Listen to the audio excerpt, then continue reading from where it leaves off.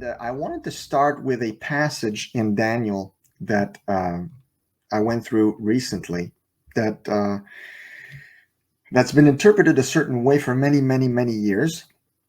And I'm thinking that this interpretation is pretty much out the window. I mean, we are in a time, it's a very interesting time because we're in a time where our interpretation of Bible prophecy it's evolving, it's changing.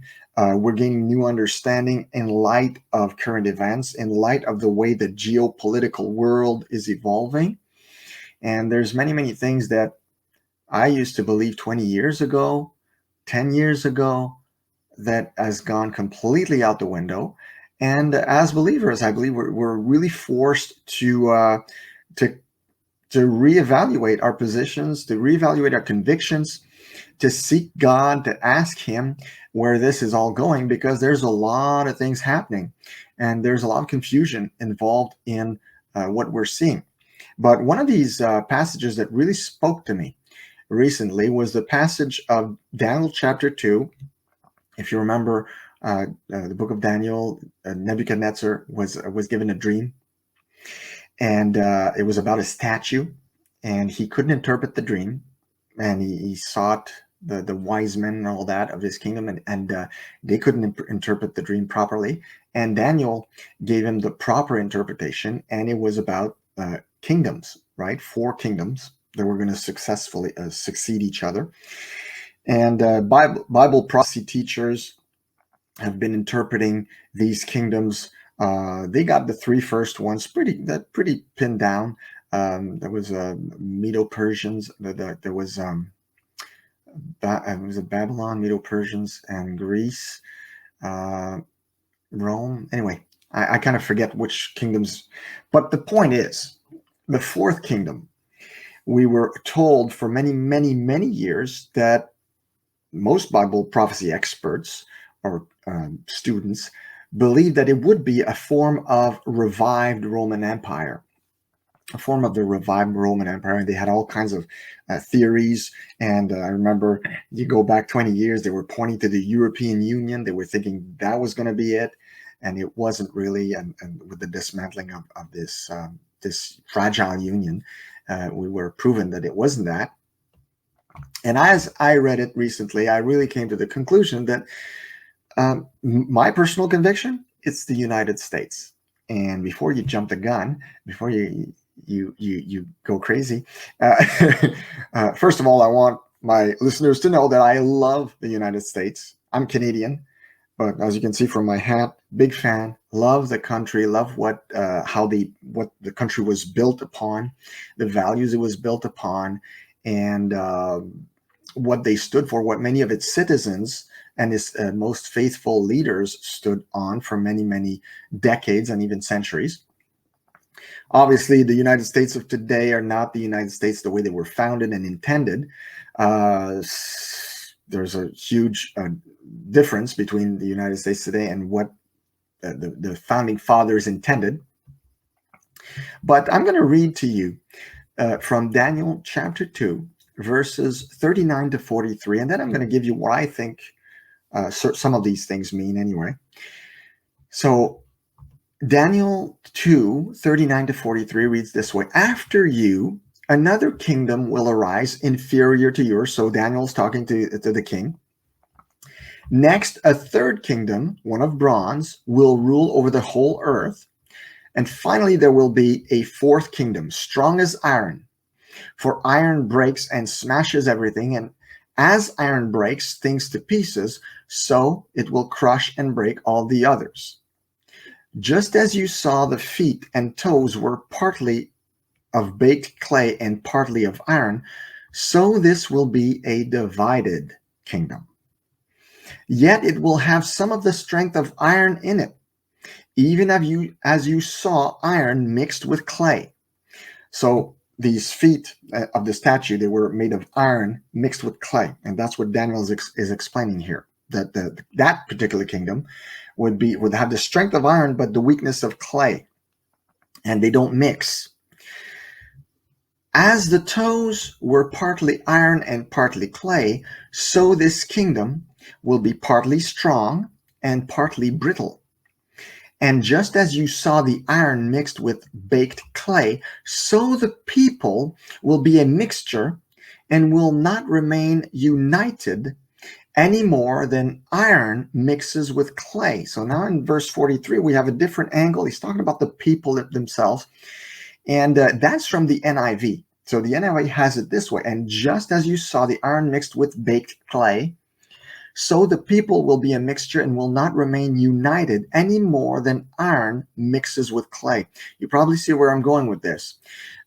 And I read it in other versions because I was curious to see how other versions rendered that particular verse. So verse 43 in the ESV reads, as you saw the iron mixed with soft clay, so they will mix one another in marriage, but they will not hold together, just as iron does not mix with clay. Okay, so we got a kind of different view here. It's more like about marriage in the ESV. Now in the New King James Version, it was even more interesting as I kept going.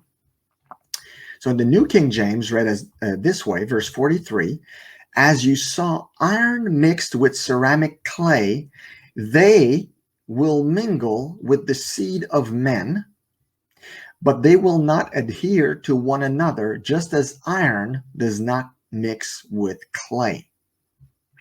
So I thought that the New King James really brought to light certain elements that perhaps the other two versions were lacking. So this is a very, very interesting verse that is pretty hard to unpack, but I'm going to try anyway for the benefit of the listeners, whether you're listening on the podcast or watching this broadcast right now.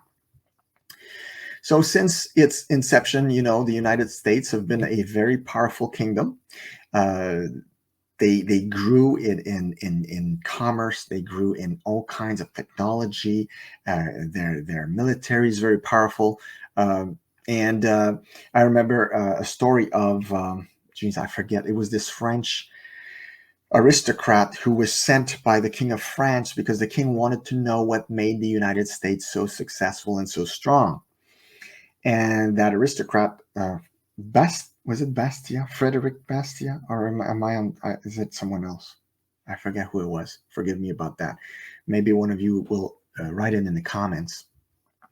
So this aristocrat sent by the king goes all across the United States at the time, visits their marketplaces, their industry, their leaders, talks with a lot of people, does a huge investigation to try to figure out what made the United States so strong. And he wrote in his notes, he said, I went and visited all that I could about the United States, but I didn't see that big a discrepancy with the way they did business and their industry and all that with what we had back in France. So I couldn't really pin it down until I visited the United States' churches, their local churches. It is when I witnessed the fiery preaching that came from their pulpits, the passion for God and the passion for righteousness that was espoused by the preachers and by the congregants, that is when I understood where the United States get their power. And he said this, he ended the notes, what he sent back to the king, the report, he ended it with this. He said, the United States are strong because they are good. The minute they cease to be good, they will cease to be strong. And I wish I had the source of that, but I have the last quote, the ending of it. I pinned it down, but I just don't have the name and the source of it. But that says a lot. That says a lot about what explained the explosive growth of the United States into a world power. So this is my belief, is that this kingdom in Daniel chapter 2, that last kingdom described as the toes of clay and iron.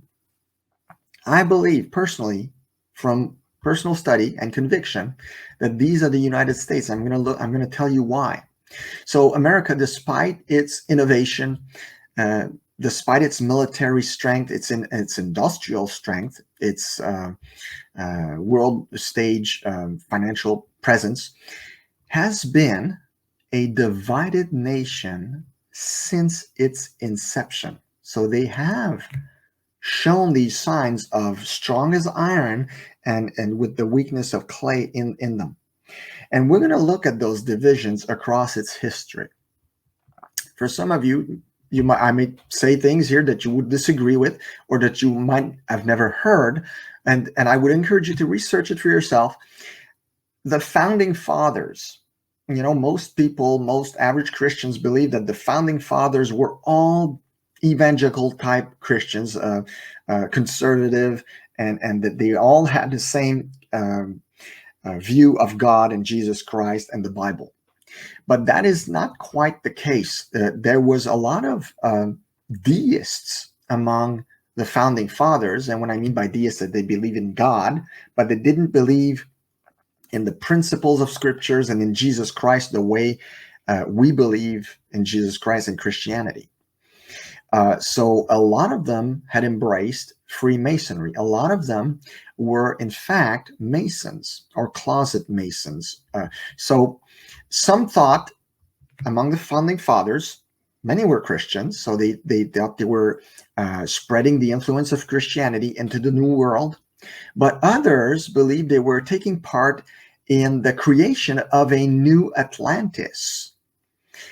What we have on the back of the dollar bill, a novo ordo seclorum, a new secular order of the ages. So if you want to see what I mean, just look at the back of the dollar bill, and it's right there in plain sight for all to see. So there was, from the inception, from the get-go, there was a division in philosophy and in understanding of what they were actually accomplishing.